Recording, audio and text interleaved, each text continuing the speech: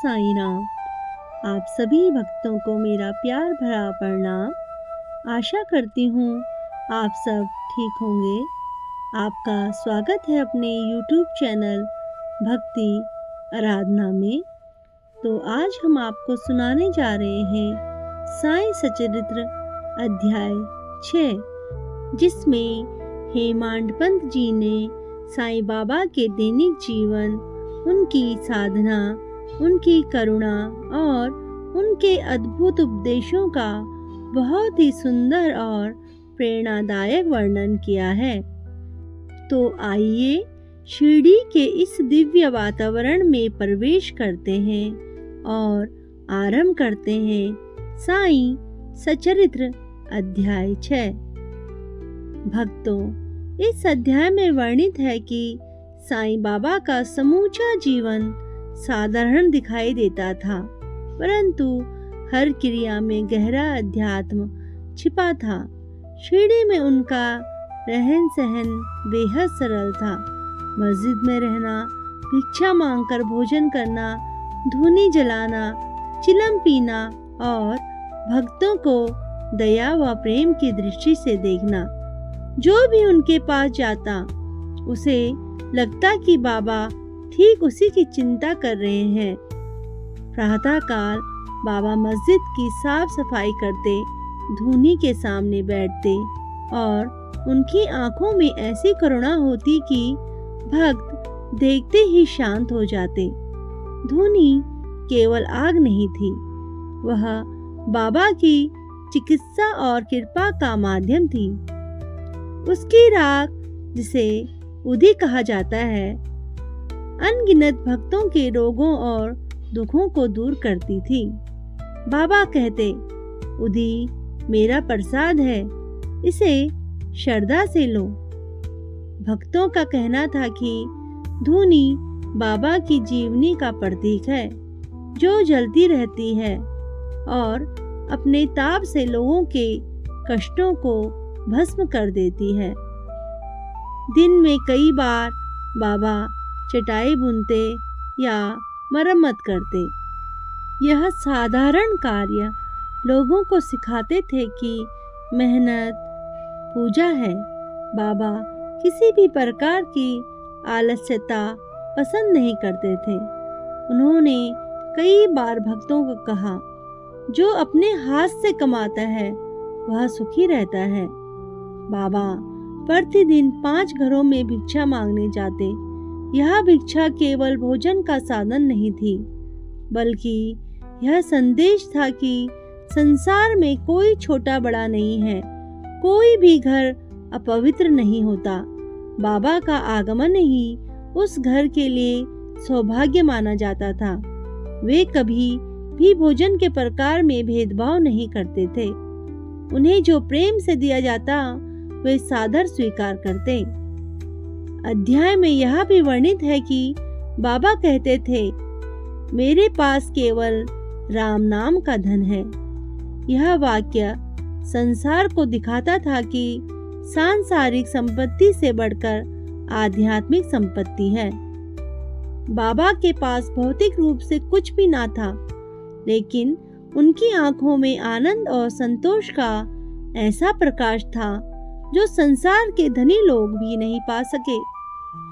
इस अध्याय में एक महत्वपूर्ण प्रसंग कोल्हार गांव के एक मान्यवर व्यक्ति का है, जो अपने पद और अहंकार के कारण सोचता था कि बाबा उसे विशेष सम्मान देंगे, लेकिन बाबा ने उसकी ओर देखा भी नहीं।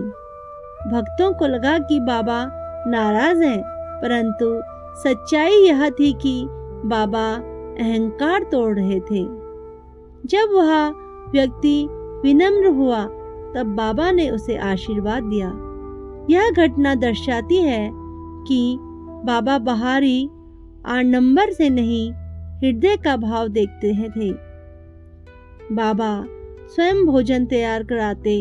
बड़ी कढ़ाई में खिचड़ी या पुलाव बनाया जाता। बाबा ही चावल साफ करते, लकड़ियां बटोरते और सबको स्वादिष्ट भोजन परोसते। भक्त कहते कि इस भोजन में कोई देवी शक्ति होती थी। इसे खाकर उन्हें ऊर्जा और शांति मिलती थी। कभी कभी बाबा भक्तों को कठोर शब्द भी कहते, परंतु वह क्रोध नहीं होता था। वह माँ की डांट थी, प्रेम से भरी और सुधार लाने वाली। बाबा के कठोर शब्द सुनकर भक्त तुरंत अपने मन में परिवर्तन पाते। उनके भीतर विनम्रता और भक्ति जाग जाती। अध्याय के अंत में कहा गया है कि बाबा किसी को उपदेश नहीं देते थे। वे कहते, कर्ता मैं नहीं, मालिक है। परंतु उनकी हर क्रिया, हर मुस्कान, हर मौन भक्तों के लिए उपदेश बन जाती थी। उनके आसपास बैठना भी साधकों के लिए ध्यान का रूप बन जाता। हेमांड पंत जी लिखते हैं कि बाबा बाहरी रूप से साधारण दिखते थे, परंतु वे भक्तों के मन की बात तुरंत जान लेते थे। किसी को कुछ बोलने की आवश्यकता नहीं पड़ती थी। कई बार भक्त मन में कोई संदेह लेकर आते और बिना बोले ही बाबा उसका समाधान बता देते थे, चाहे वे उसे स्वीकार करें या ना करें। अध्याय का मुख्य संदेश, बाबा की हर क्रिया में गहरा आध्यात्मिक अर्थ है। विनम्रता और प्रेम के बिना भक्ति अधूरी है। भगवान का धन नाम है, ना कि भौतिक संपत्ति। गुरु की डांट भी करुणा का रूप होती है। राम नाम ही जीवन का सबसे बड़ा सहारा है। सच्चा भक्त वही है जो अहंकार छोड़कर प्रेम से चले। यह अध्याय हमें सिखाता है कि बाबा का जीवन एक खुला ग्रंथ है, जिसे पढ़ने के लिए श्रद्धा और सब्र की आवश्यकता है। मेरे प्रिय साईं भक्तों, इस प्रकार साईं सच्चरित्र अध्याय 6 हमें यह सिखाता है कि बाबा का हर कार्य किसी न किसी गहरे अर्थ से भरा है। उनकी धुनी, उनकी उदी, उनका प्रेम और उनकी करुणा आज भी भक्तों का मार्गदर्शन करती है। भक्तों, अगर आपको यह दिव्य कथा पसंद आई हो तो कृपया वीडियो को लाइक करें और सभी साईं भक्तों के साथ शेयर करें और चैनल को सब्सक्राइब ज़रूर करें, ताकि अगले अध्याय की कथा भी आप तक पहुंच सके। यहाँ पर मैं साईं सच्चरित्र अध्याय 6 की पूरी फोटो स्क्रीनशॉट के द्वारा आपको दे रही हूँ, ताकि आप उसे अच्छे से पढ़ पाएं।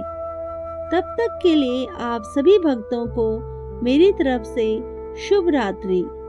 ओम साईं राम, ओम साईं राम, ओम साईं राम, ओम साईं राम।